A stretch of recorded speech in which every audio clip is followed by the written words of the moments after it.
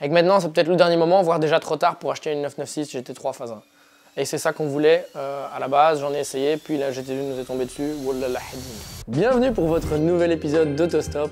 Je suis Lem. Ça fait maintenant des années qu'avec Armand, on fait des road trips pour tester des voitures, aller sur des événements automobiles, et on rencontre énormément de gens qui ont des super histoires. On s'est dit qu'il fallait faire quelque chose, partager tout ça. On a créé la série Autostop. C'est donc une histoire, une voiture, un métier de l'automobile qui correspond à une personne qu'on a rencontrée sur la route. J'espère que le concept va vous plaire et je vous souhaite un très bon épisode. Juste tout le monde.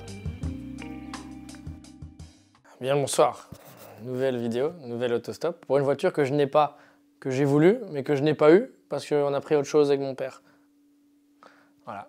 Est-ce que vous savez ce que c'est? Vous avez vu le titre, vous avez vu la miniature. C'est la toute première GT3. Pour moi, c'est une voiture très importante pour l'histoire Porsche. C'est une voiture mythique et c'est une voiture qui a longtemps été sous-cotée, pourtant qui mérite beaucoup de louanges. Je ne sais pas si je peux dire autre chose comme ça. Voilà, c'est une voiture importante. On va parler pourquoi ces 4-5 dernières années, il fallait absolument acheter une 996 GT3 phase 1. Et pourquoi c'est peut-être maintenant déjà trop tard, voire la dernière minute pour en acheter une avant que ça se devienne compliqué niveau prix, cote et recherche. J'ai été longtemps dans le marché pour cette voiture. J'ai quelques connaissances qui en ont quelques-unes qui sont très pointilleuses sur ce modèle. On a pu échanger à nombreuses reprises. Donc je vais vous donner mon avis, mon ressenti, ce qui se passe avec la cote, ce qui se passe avec la voiture pour l'instant, parce que c'est un phénomène qui est assez rare, voire unique dans l'histoire de Porsche. J'espère que je vais vous apprendre des trucs dans cette vidéo.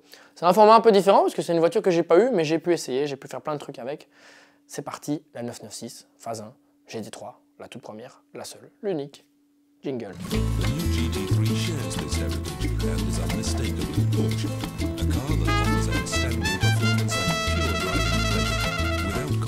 Je prends mes notes parce que moi je veux bien faire les choses.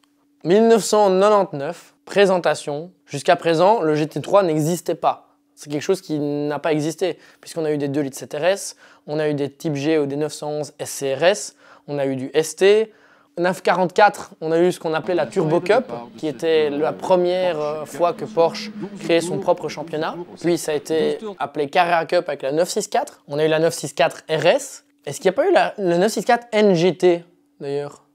Ce serait une première fois qu'il y aurait des appellations comme ça, je crois. Puis on a eu la 993 qui était en catégorie GT2. Donc on a eu le badge GT qui commence à apparaître, mais rien de bien officiel. Et là, en 99, on nous présente une 996 phase 1 GT3. Oui, c'est pour la route, c'est quoi? C'était pour homologuer les 996 Cup. Là, on a vraiment des trucs de course. Et donc pour homologuer, ils se sont dit on va en faire pour la route avec différentes options, avec l'option Club Sport ou non, qui change beaucoup sur la voiture. C'est pas juste un arceau. En tout cas, aujourd'hui, oui. À l'époque, pas du tout. Il n'y avait pas que ça dans le Club Sport, on en reparlera. Donc voilà, on se retrouve avec une 996 GT3. Qu'est-ce que c'est? C'est un monstre. Alors je voulais pas me tromper, donc j'ai bien pris toutes les notes. On va pas faire semblant et que je fais tout de tête. On avait effectivement le moteur Mezger.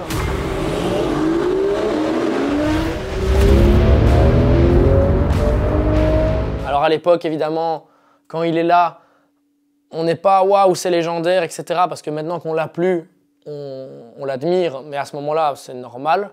En plus, c'est le début des moteurs refroidis par eau, donc c'est pas ce qu'on apprécie le plus.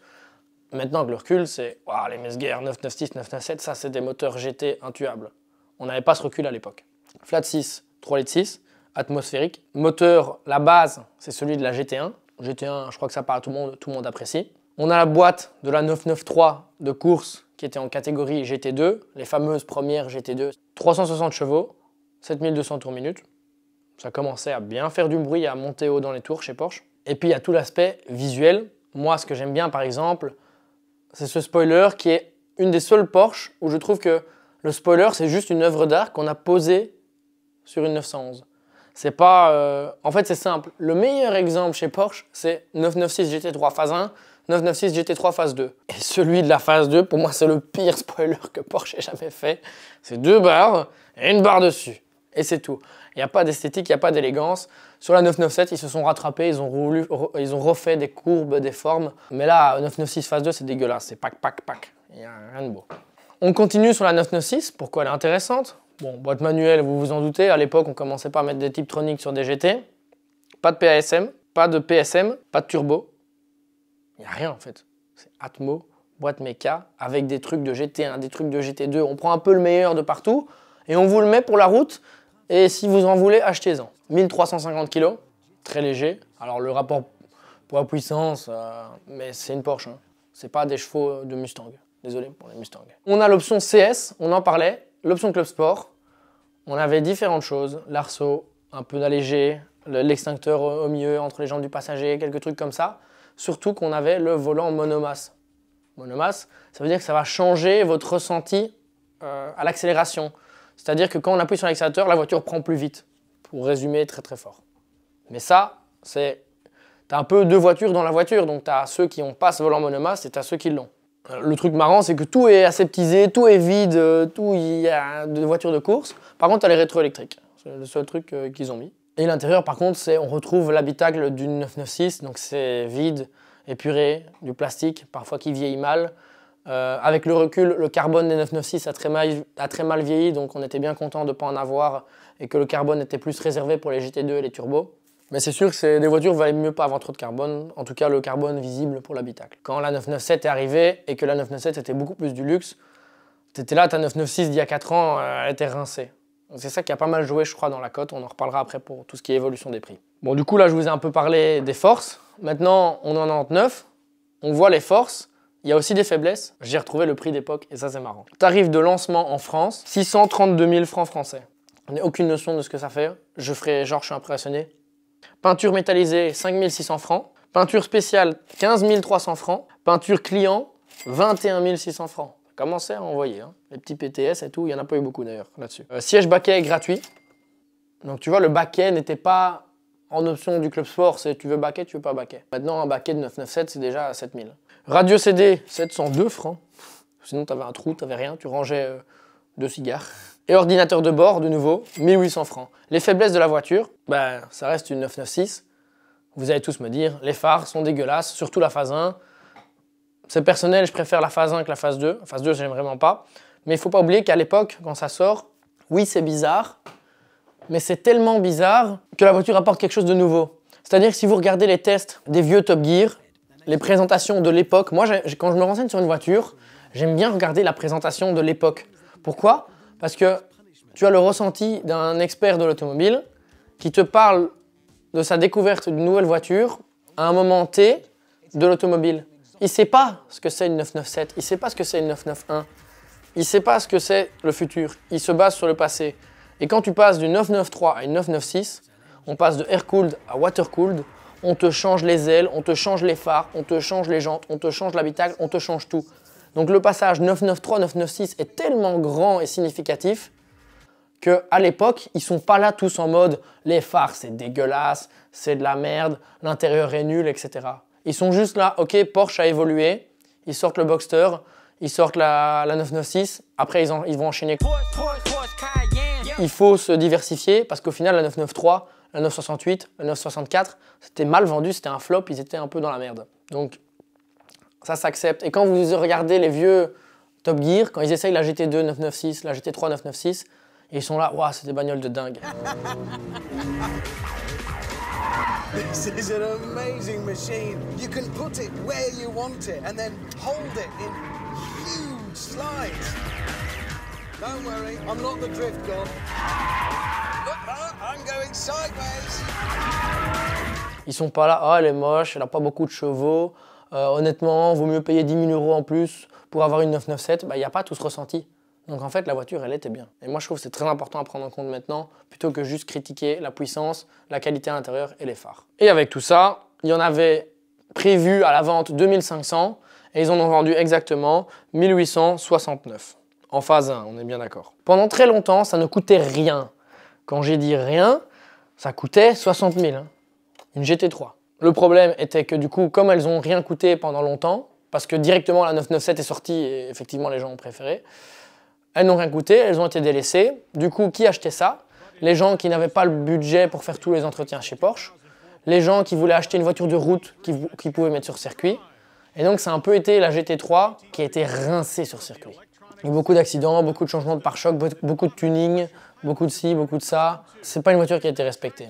Ouais, voilà, c'est un peu le tuning de chez Porsche. De toute façon, toutes les 996 et 997 de base, ça a souvent été la période du tuning pas cher. Et donc ça a tellement été fort, le fait qu'elle soit pas chère, qu'elle soit rincée sur circuit, qu'elle soit pas belle, pas appréciée. On a oublié, je trouve, tout ce qu'elle représente. Pour faire le résumé rapide, c'est base de moteur GT1, boîte de GT2, aileron œuvre d'art, première GT3, et j'ai même oublié de le dire, c'est la seule GT3 à avoir été produite dans le département Motorsport à Weissach et pas du tout à l'usine Porsche. Elle vient pas de Stuttgart, elle vient de l'usine qui faisait les GT3 Cup, qui faisait les voitures de course. Donc c'est une voiture de course.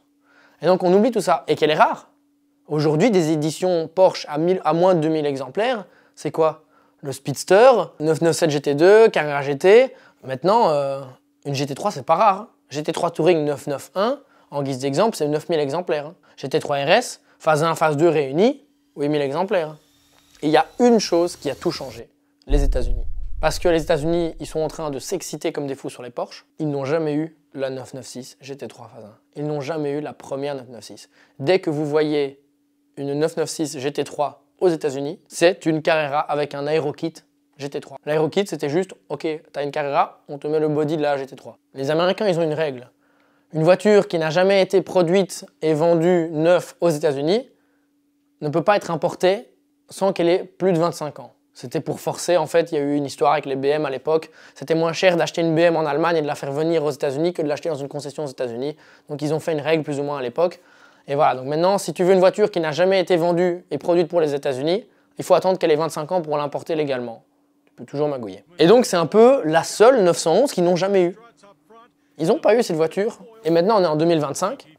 La voiture est sortie en 1999. Vous voyez le raisonnement. Et c'est pour ça que je voulais en acheter une, très clairement, parce qu'en fait, les Américains payent plus cher les 911.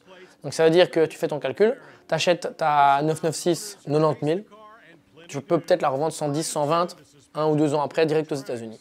C'était un peu l'histoire que je voulais faire. Et je me suis beaucoup renseigné sur la voiture, notamment sur tout ce que je vous ai dit avant, mais plus sur l'aspect cote, transfert d'une voiture à l'autre. Entre-temps, j'avais déjà envoyé le transfert aux États-Unis, donc je savais comment faire, je connaissais les budgets. Je me suis rendu compte que voilà, depuis 2020, il y a un petit groupe de personnes qui commencent à toutes les acheter pour pouvoir faire ce coup à l'américaine d'envoyer lors des 25 ans de la voiture tout aux États-Unis. Et moi, je connais des gens qui en ont 4-5, des clubs sport, des touring, bazar, et les caisses, c'est des perfects. Et si on peut un peu parler rating, en fait, un rating, comme pour les cartes Pokémon par exemple, il va y avoir un rating, la carte c'est un 10 sur 10, ou c'est un 7 sur 10, ou c'est un 5 sur 10. Et il y a un peu ça pour les voitures aussi de collection. C'est-à-dire que pour les Porsche, il y a toujours cette règle, en dessous de 30 000 km, voiture de collectionneur, et si elle est vraiment bien, en dessous de 50 000 km, ça passe. Et puis le but, c'est d'aller chercher un 10 sur 10. C'est-à-dire la voiture, elle est parfaite. Elle est first paint, entretien limpide, pas de grosses griffes, rien à faire sur la peinture, rien à refaire à l'intérieur, le volant n'a jamais été modifié, le pare-brise n'a jamais été modifié, tout est d'origine. Et il y en a quelques-unes qui rentraient dans cette catégorie de 10 sur 10, de perfect. Mais c'est très rare parce que, comme on l'a dit, c'est une voiture, les gens n'avaient rien à foutre.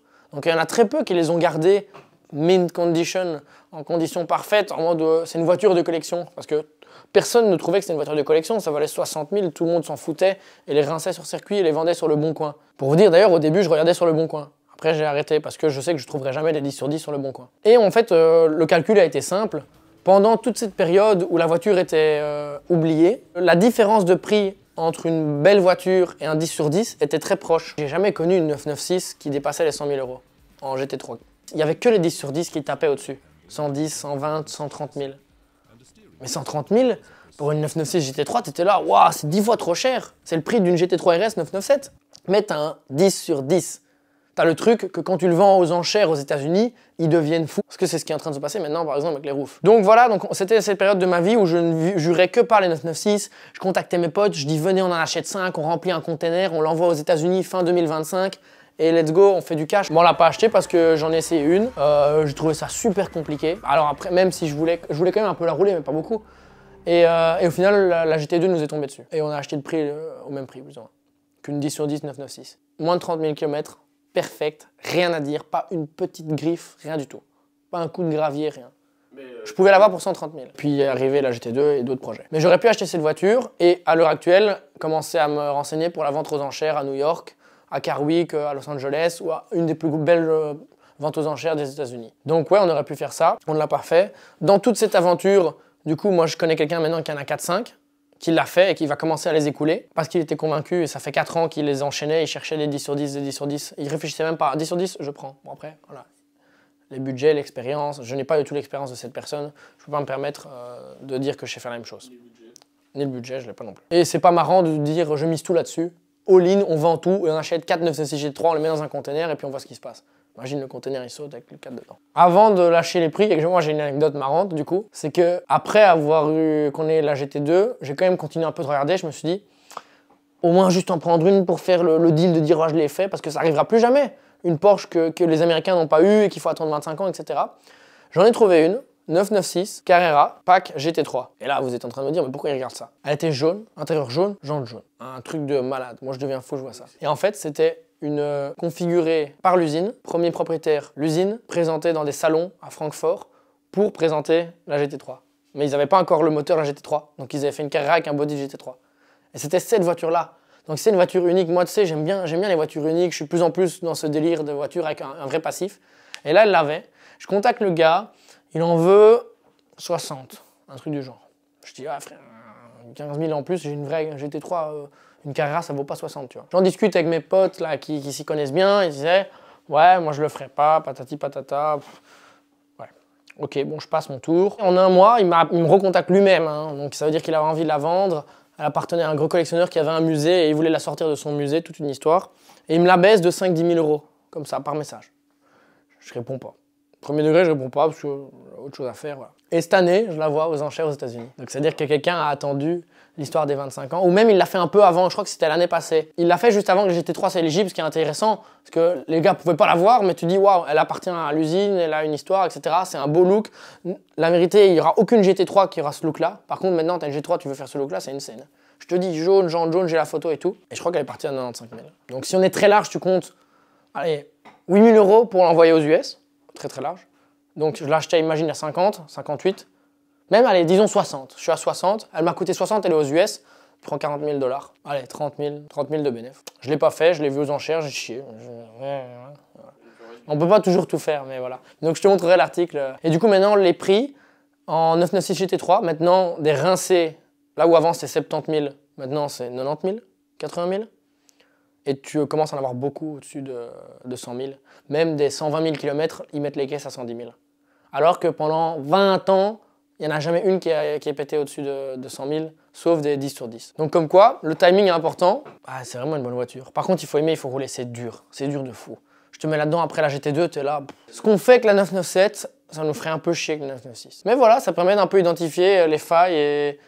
Moi, j'aime bien partir à l'aventure, découvrir des voitures comme ça. Et c'est vraiment une chouette voiture. Je trouve qu'elle coche beaucoup de cases. Elle a trop longtemps, souvent, été oubliée. On va conclure là-dessus. J'espère que vous avez aimé ce format un peu où je raconte mon histoire, mais plus l'histoire d'une voiture et la cote. Et moi, c'est ce que j'aime bien. Il y en aura d'autres, peut-être avec d'autres personnes, justement, qui ont d'autres expériences, d'autres expertises. Comme d'hab, abonnez-vous. Et voilà, une vidéo tous les dimanches, 18 h. Ciao tout le monde.